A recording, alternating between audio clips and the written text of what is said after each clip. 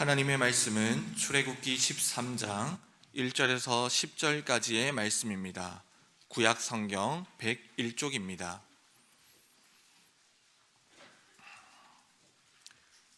출애굽기 13장 1절에서 10절까지의 말씀입니다.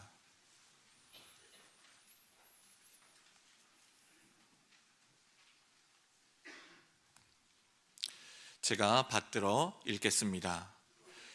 여호와께서 모세에게 일러 이르시되 이스라엘 자손 중에서 사람이나 짐승을 막론하고 태에서 처음 난 모든 것은 다 거룩히 구별하여 내게 돌리라.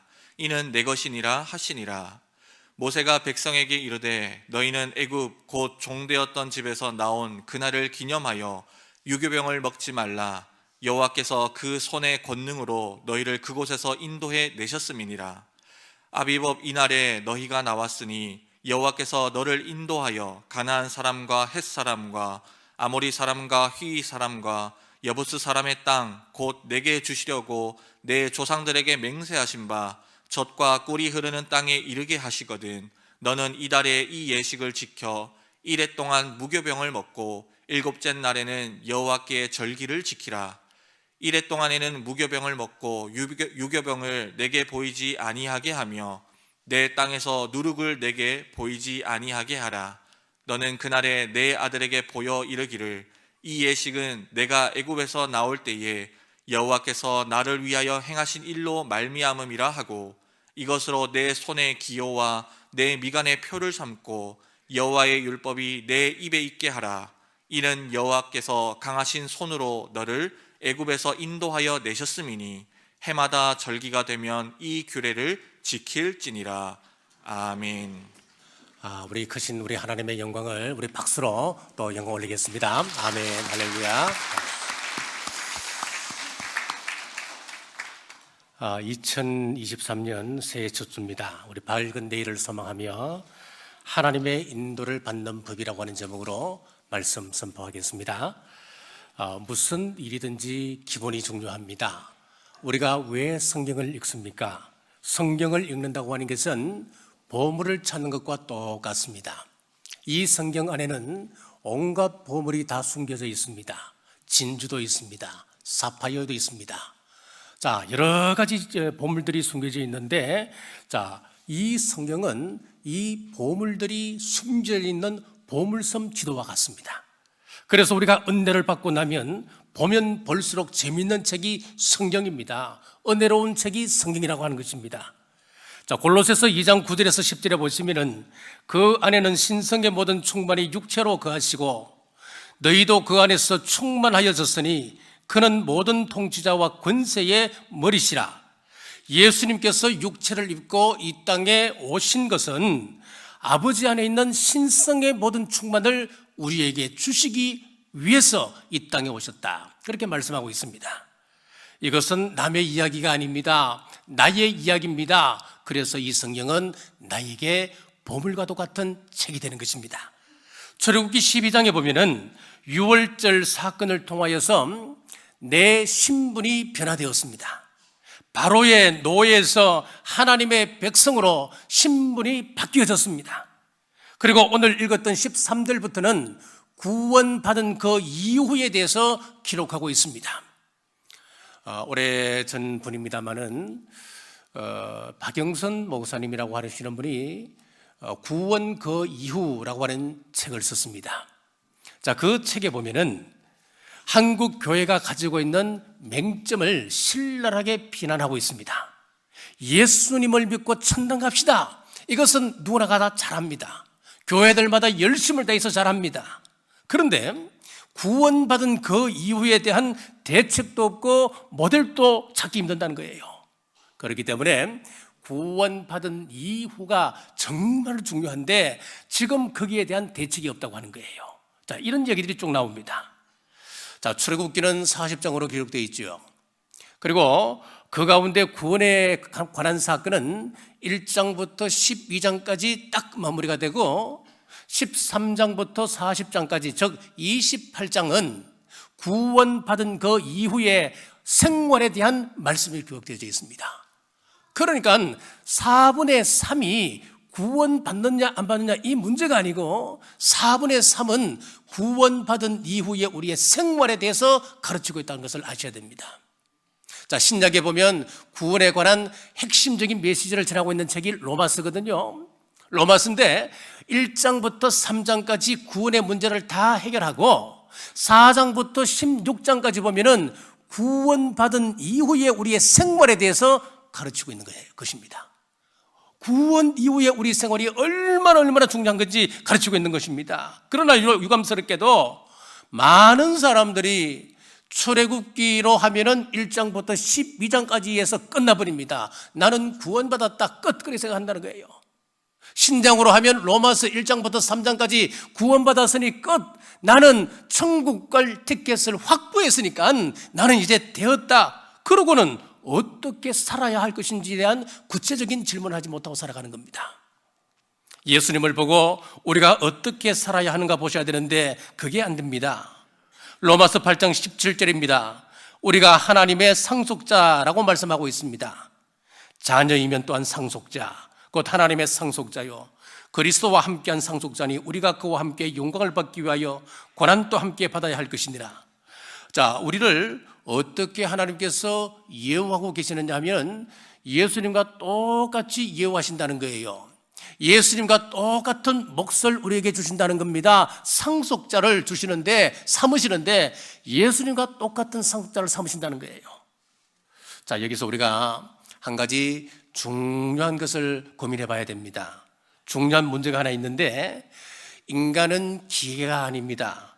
무슨 장난감 태엽처럼 그것을 감아 놓으면은 풀릴 때까지 이리저리 왔다 갔다 하다가 다 풀리고 나면 딱 멈추서는 그런 기계적인 인간이 아니라는 거예요. 하나님이 우리 인간을 창조하실 때에 하나님의 형상을 따라 지으셨기 때문에 하나님만큼 잘 만들어진 존재가 저와 여러분이에요. 그리고 큰 특권을 주시기 때문에 종종 우리 사람들이 분수를 모르고 하나님의 자리를 침범하는 그런 우를 범한단 말이에요. 그래서 하나님께서 우리에게 구분선을 주셨습니다. 내가 너희에게 다 줬지만은 한 가지만은 우리 사이에 구분선을 두자. 나는 창조자이고 너는 피조물이잖아. 이것 하나만 지키자. 그래서 준 것이 무엇이냐면 선악과였습니다. 하나님이 우리를 로봇으로 만드셨다면 선악과를 주실 필요가 없습니다. 이유가 없습니다. 우리를 로봇처럼 기계처럼 만드셨다면은 우리가 선한 삶을 살 수 있도록 입력만 시켜놓으면 그 사람은 선하게 살아가는 거예요. 하나님을 늘 찬송하라 그렇게 입력시켜 놓으면 우리가 만약 로봇이라면 그렇게 살아가는 거예요. 그러나 하나님은 우리를 그렇게 만들지 않으셨습니다. 인격적으로 하나님 앞에 응답할 수 있는 존재, 선택 의지를 가진 자율적인 존재로 저와 여러분을 만드셨습니다. 마지못해 끌려가는 종속적이고 노예적인 존재가 아니라 내 지성과 감성과 인격을 가지고 내가 결정하고 내가 결정한 거기에 대해서는 책임을 지는 존재로 만드셨습니다. 너는 지금부터 구원받은 사람으로서 네 인생 네가 책임져라. 선택하라. 그러면서 구체적으로 우리가 하나님 앞에 나아가는 방법에 대해서 하나님의 백성다운 삶을 살기 위하여서 세 가지를 우리에게 지침을 주고 있습니다. 자, 첫째, 누룩을 넣지 않는 떡, 무교병을 먹으라 그랬습니다. 6절입니다. 이래 동안 무교병을 먹고 일곱째 날에는 여호와께 절기를 지키라. 여기서 무교병이라고 하는 것은 누룩을 넣지 않는 떡을 이야기합니다. 그럼 누룩은 무엇을 의미할까요? 고린도전서 5장 7절에서 8절입니다. 너희는 누룩 없는 자인데 새 덩어리가 되기 위하여 묵은 누룩을 내어버리라.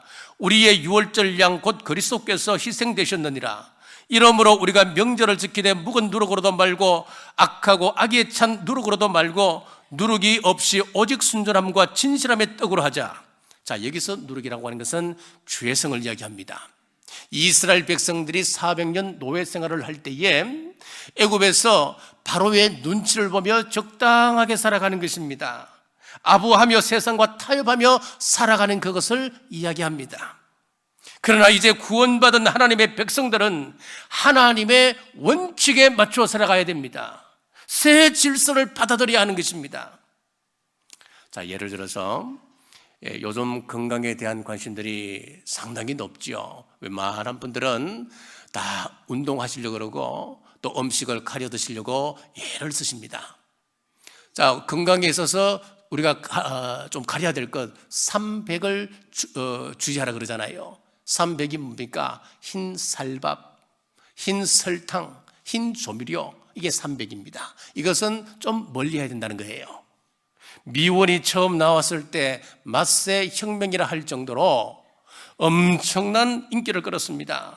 그런데 그것이 성인병에 위험하다, 자, 이런 연구 결과가 나오면서부터 사람들이 이건 먹으면 안 되는데 하면서도 이미 국민들이 이 맛에 익숙해져 있었기 때문에 그거 쉽게 끊어내지를 못하는 겁니다. 그러나 아무리 맛을 내는 마법의 가루라 할지라도 그것이 치명적인 질병을 가져온다고 하는 사실을 깨닫게 되면 우리는 그것 끊어내야 되지 않겠습니까? 마찬가지로 죄와 타협하며 적당히 살아가며 출세하며 잘 사는 것이 정말 내가 인생을 복되게 사는 것이라 생각했는데 그것이 아니라는 거예요. 내가 그렇게 살면 내가 이 세상에서 좀 편하게 살고 높은 자리에 올라갈 수 있다고 생각했는데 그것이 아니라는 거예요. 그것이 우리에게 행복을 가져다 주는 것이 아니고 오히려 우리를 망치는 것이라고 하는 사실을 깨닫게 되는 것입니다. 그래서 새 출발을 위해서 죄를 멀리하는 훈련을 하나님께서 우리에게 시키는 겁니다. 헤르만 헤세가 쓴 데미안이라고 하는 소설에 보면은 새는 알을 깨고 태어나듯 한 세계가 열리려면 한 세계는 깨어져야 된다라고 하는 문구가 있습니다. 알 속에 있는 새가 날아다니려면은 자기 보호막을 깨고 나와야 날 수가 있지 않겠습니까? 마찬가지로 우리가 이것 무너지면 나는 끝이다 라고 생각하는 자기 보호막들이 다 있습니다. 그런데 오늘 우리가 말씀을 쭉 살펴보면은 우리가 한 단계 뛰어오르려고 한다면 그 보호막을 깨뜨려야 올라갈 수 있다는 거예요. 새로운 인생을 살 수 있다고 하는 거예요. 그래서 우리 예수님을 만난 후에 우리가 깨뜨려야 할 자기 보호막이 뭘까? 자, 창세기 출애굽기에 쭉 읽어보면은 자기 부인이 제일 우선순위입니다. 자기를 거절하는 거예요. 그래서 오늘 무교병이 굉장히 중요한 의미를 가지고 있습니다. 이 무교절은 하나님께서 얼마나 중요하게 생각하시는지 출애굽기 12장 14절에서 15절 제가 한번 읽겠습니다. 너희는 이 날을 기념하여 여호와의 절기를 삼아 영원한 규례로 대대로 지킬지니라. 너희는 이래 동안 무교병을 먹을지니 그 첫날에 누룩을 너희 집에서 제하라. 무릇 첫날부터 일곱째 날까지 유교병을 먹는 자는 이스라엘에서 끊어지리라. 이스라엘에서 끊어지리라. 이 말씀을 잘 좀 기억해 두셔요. 자, 이스라엘 백성들을 흔히 이야기할 때에 출애굽 공동체다 그렇게 이야기를 합니다. 자, 출애굽 공동체라고 하는 이 말은 애굽을 탈출해야만이 이스라엘 백성이 될 수 있다 그 말입니다. 또 이스라엘을 언약 백성이다 그렇게 말하기도 합니다. 하나님과 언약 관계에 들어가 있는 사람들, 그래서 언약 백성 그렇게 이야기하는 거예요. 또 제사 공동체 그렇게 이야기합니다. 하나님과 제사 지내는 공동체, 제사 지내는 사람들의 모임, 그런 뜻이에요. 자, 그러면은 방금 읽었던 말씀 가운데 이스라엘에서 끊어진다라고 하는 의미가 뭐겠습니까? 자, 앞에 이 세 가지를 쫙 여러분들이 기억하시면은 이 문제는 쉽습니다. 지옥 간다는 말이 아니에요. 이스라엘에서 끊어진다 이 말은 지옥 간다는 말 아닙니다, 여러분. 민수기 12장에 보면은 모세의 누이 미리암이 모세를 비방하다가 문둥병이 걸렸습니다. 문둥병이 걸리니까 어떻게 합니까? 진 밖으로 그 사람을 쫓아버렸습니다. 성으로 이야기하면 성 바깥으로 그냥 내쳐버렸습니다. 그리고 거기서 다시 정결케 되었을 때 미리암을 다시 진 안으로 넣어드리지 않습니까? 자, 그러면은 이스라엘 백성들에게서 끊어졌습니다. 진 밖으로 추방되었습니다. 그러면 이 사람은 구원은 없는 겁니까? 구원 문제가 아니에요. 지옥 간다고 하는 문제가 아니에요. 그러니까 성경에서 이스라엘에서 끊어진다 이 말은 언약 백성으로서의 자격을 상실하는 거예요. 하나님 앞에 제사를 통해 나갈 수 있는 그 어마어마한 혜택을 누리지 못하고 살아가는 겁니다. 여러분들이 지금 이 시간에 하나님 앞에 나와서 예배드린다고 하는 것 얼마나 큰 특권인지 여러분 아셔야 됩니다. 하나님 앞에 예배드림으로 인해서 예배가 주는 풍성한 은혜에 대해서 여러분들이 한번 고민해 보셔야 된단 말이에요. 예배가 우리에게 미치는 어마어마한 영향력이 있는데 하나님 백성에서 끊쳐진다라고 하는 것은 이런 제사를 통해서 우리에게 주어지는 하나님의 그 어마어마한 은총을 누리지 못한다는 그런 의미예요. 그리고 구체적으로 진 밖으로 쫓아냈습니다. 그러면은 백성, 이 국가의 어떤 보호로부터 멀어진 사람들, 보호를 받을 수 없는 그런 존재라고 하는 그런 의미예요. 오늘 구원받은 하나님의 백성들이 시시때때로 죄를 짓습니다. 죄를 짓고 살면 어떻게 되느냐? 그래도 하나님의 자녀라면 그 사람은 구원받습니다. 지옥 가는 것 아닙니다. 그러나 이 땅에서 자녀됨의 혜택을 누리지 못합니다.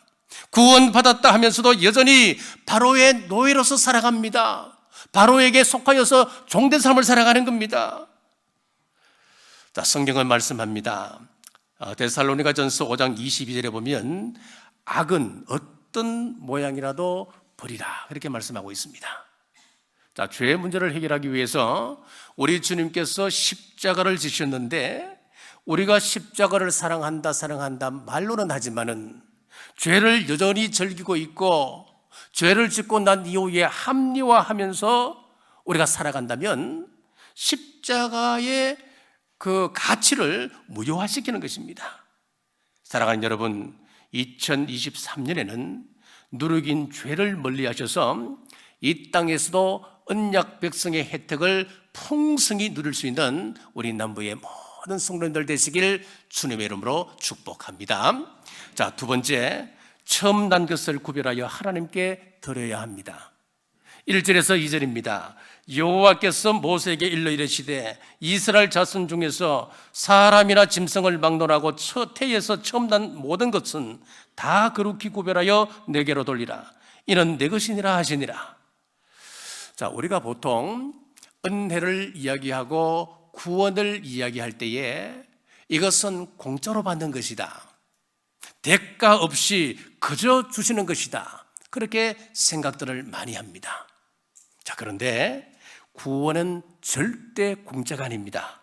하나님께서 독생자 예수님이라고 하는 엄청난 대가를 치르고 우리에게 주신 선물이었습니다. 하나님께서 그 아들 예수 그리스도의 생명을 공의의 대가로 지불하시고 우리를 살리셨다고 하는 이 사실을 깨닫게 된다면 내 인생을 내 마음대로 살 수 없습니다. 나는 지금부터 하나님 중심적으로, 하나님 중심으로 인생을 살아야지 결단하게 되는데 이것이 바로 인격적인 관계라고 하는 거예요. 하나님께서 나에게 이렇게 해주셨으면은 나도 하나님 앞에 이렇게 갚아가야지, 그게 인격이란 말이에요. 응답할 줄 모르는 사랑은 가치가 없습니다. 인격적이고 성숙한 신앙이라고 하는 것은 하나님께서 나를 사랑하셨다고 하는 사실을 안다면 나도 그분에 대하여 내 사랑을 고백할 수 있어야 합니다. 내가 너를 비싼 대가를 주고 샀다, 너도 이제 구별된 삶을 살아라 하시면서 사랑에 응답하는 구체적인 방법을 가르쳐 주시는데 오늘 본문에서 뭐라고 말씀하시느냐? 네 첫 것을 나에게 바치라, 그렇게 말씀하는 거예요. 청년들 가운데 요즘 얼마나 직장 취업하기가 힘듭니까? 어렵게 취업을 해서 첫 월급을 타면 이건 하나님의 은혜입니다, 이건 하나님의 것입니다, 첫 월급을 몽땅 하나님 앞에 예물 드리는 청년이 있었습니다. 참 감동이 옵니다. 가슴 뭉클합니다. 그것이 바로 첫 것의 의미라는 거예요, 여러분. 한국은 이런 문화가 있기 때문에 오늘 말씀을 잘 이해할 수가 있습니다. 지난주에 이일로 선교사님 모셔서 식사를 같이 하는데 한 장로님이 그런 말씀을 하셔요. 장로님의 부친께서 참 엄하셨답니다. 그래서 식탁에 앉아서 밥을 먹는데 어른이 먼저 숟가락을 들기 전에 아이가 숟가락을 들었다면 푸르릉이 떨어진다는 거예요.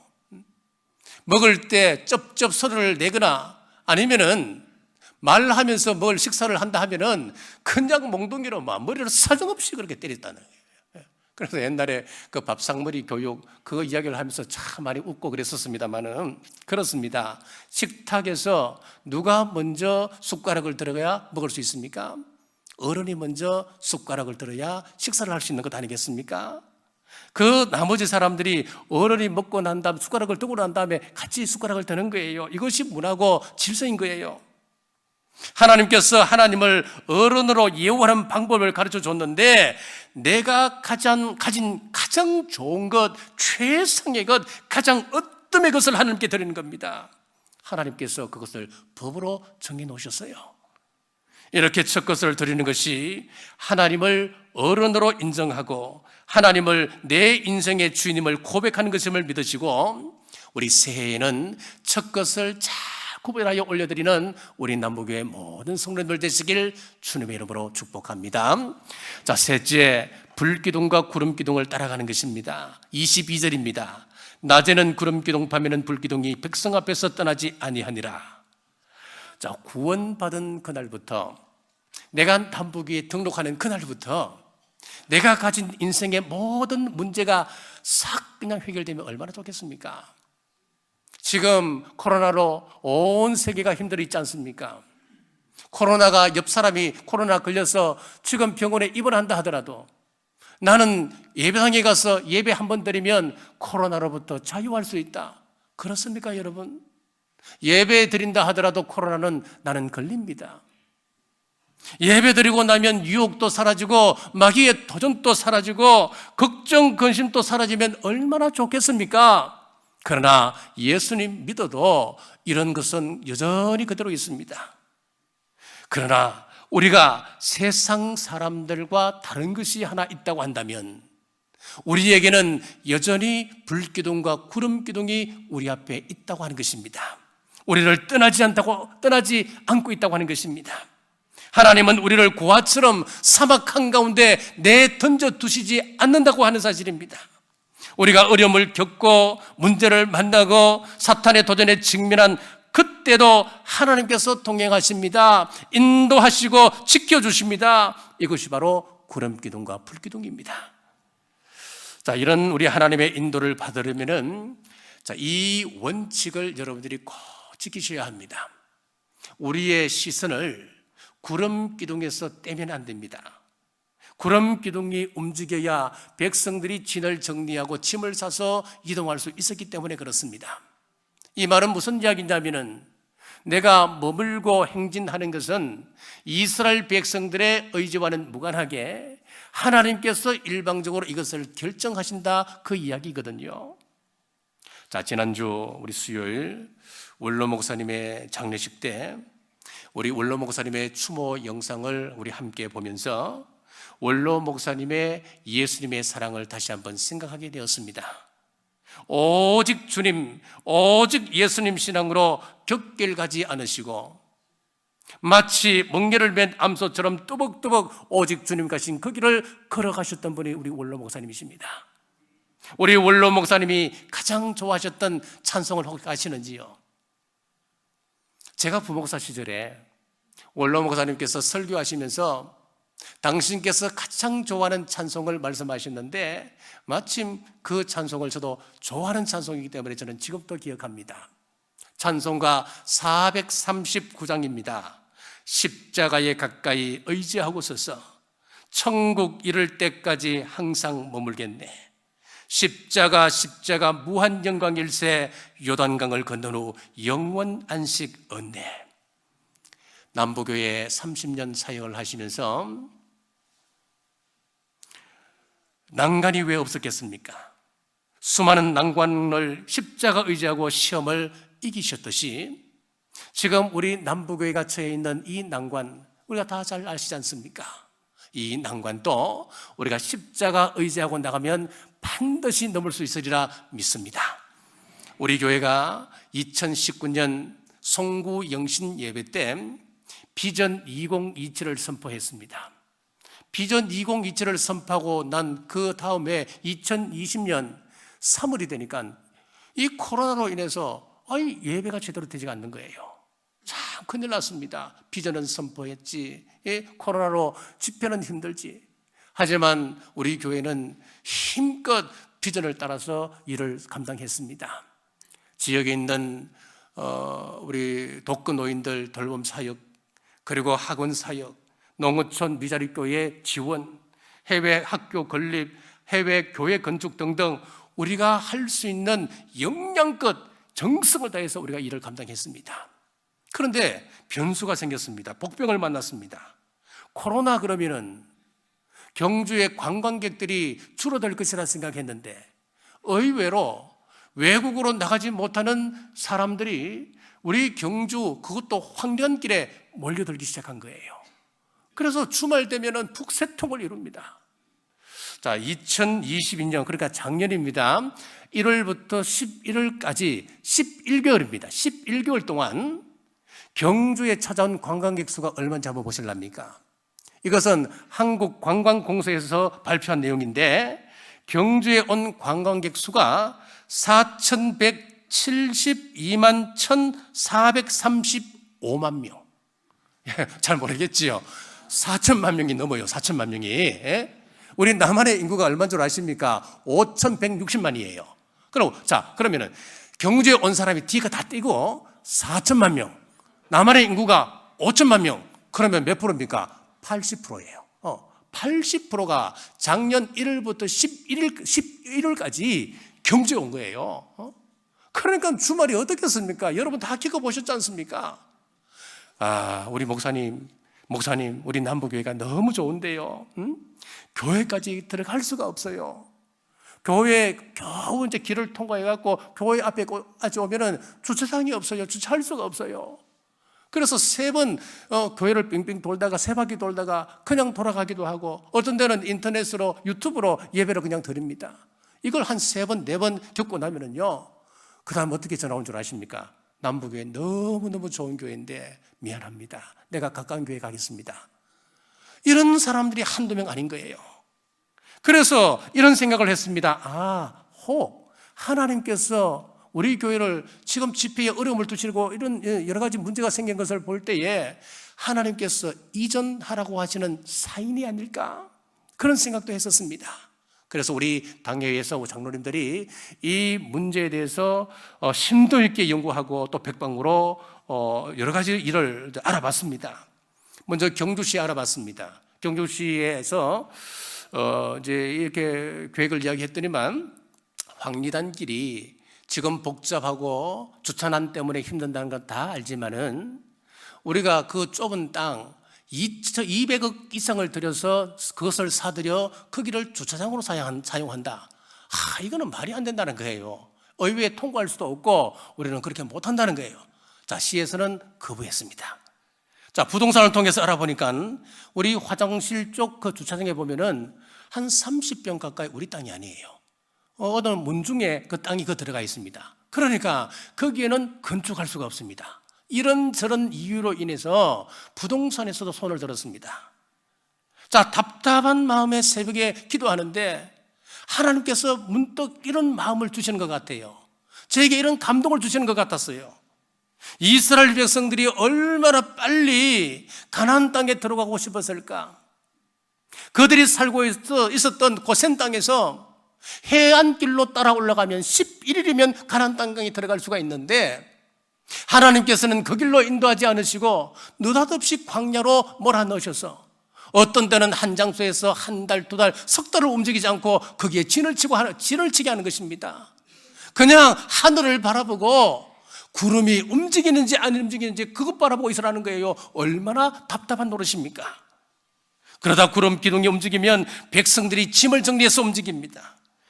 자, 이렇게 제가 자주 했던 설교인데 제가 이런 문제에 딱 봉착하게 되니까 제가 그걸 까맣게 잊고 있었던 거예요. 새벽에 제가 참 회개했습니다. 하나님, 그렇군요. 하나님 맞습니다. 하나님 기다리겠습니다. 하나님의 뜻이 무엇인지 아직은 확실히 알 수가 없기 때문에 제가 기다리겠습니다. 그런데 이스라엘 백성들이 기다릴 때 하나님께서 막연하게 맹놓고 기다리게 하셨습니까? 하늘에서 만나를 내려주셨습니다. 생수를 보내주셨습니다. 그리고 예배케 했습니다. 즉 그 40년 광야 생활이 신앙의 기초를 다지는 기간이었다고 하는 것이었습니다. 마찬가지로 한국 교회 여기저기에서 무너지는 소리가 들리는 이때에 3대 신앙대행진과 1111 운동 등 신앙의 기초를 강화하는 그런 기회로 삼자.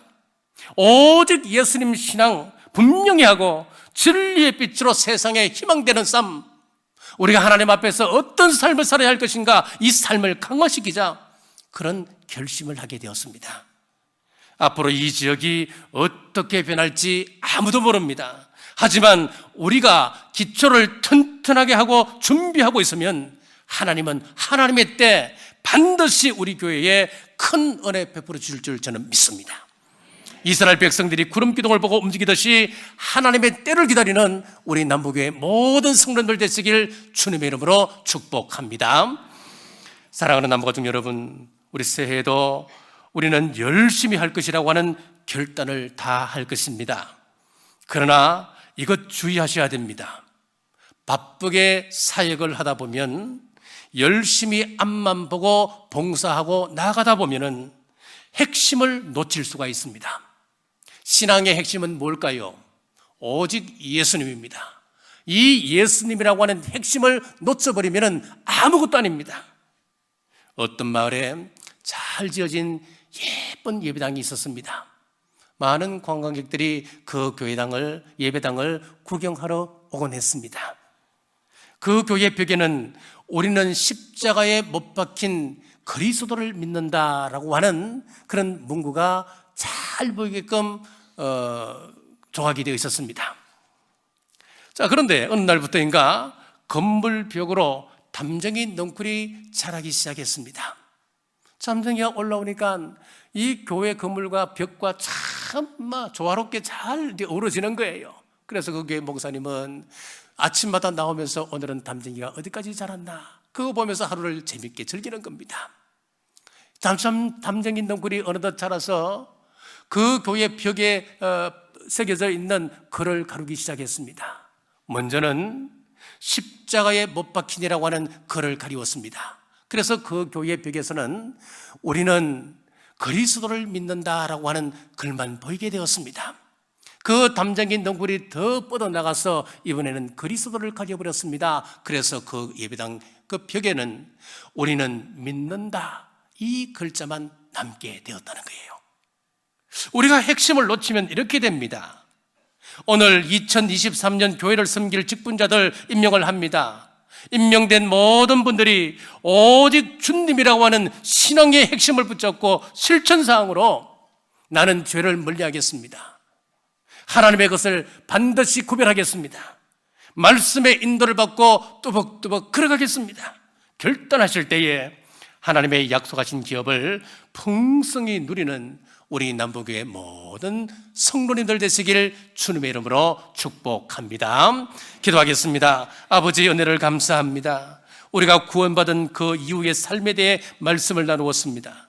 환경적으로 여전히 어려움을 당한다 해도 우리는 하나님의 아들들이요 하나님의 후사들이기에 죄를 멀리하고 처음 것을 드리며 나의 생각을 내려놓고 하나님의 인도를 받아 걸어가겠습니다 결단할 때 2023년 승리의 한 해가 되게 인도하여 주옵소서. 이 시간 직분자들을 임명하며 기도하길 원합니다. 장로님들부터 해서 346명의 서리지사님, 그리고 찬양대원 교사들, 그리고 모든 기관의 임원들, 임원 일람표에 기록된 분들은 우리 가슴에 손을 얹으시기 바랍니다. 가슴에 손을 얹으시고 제가 기도하겠습니다. 이 시간 2023년 직분자를 하나님 앞에 세우게 하심을 감사합니다. 임명받은 모든 이들에게 은혜 부어 주옵소서. 우리는 하나님의 사명 감당하는 청지기입니다. 각각 은사를 받은 대로 하나님의 각양 은혜를 받은 선한 청지기 같이 서로 봉사하라 하였으니 청지기 사명 잘 감당케 하옵소서. 우리에게 맡기신 시간을 바르게 선용하길 원합니다. 우리의 재능을 바르게 사용하길 원합니다. 지식과 재물을 주인이신 하나님의 뜻대로 사용하길 원합니다. 순종이 제사보다 낫고 듣는 것이 수양의 기름보다 낫다 했습니다. 우리 직분자들에게 순종하는 믿음을 다하여 주옵소서.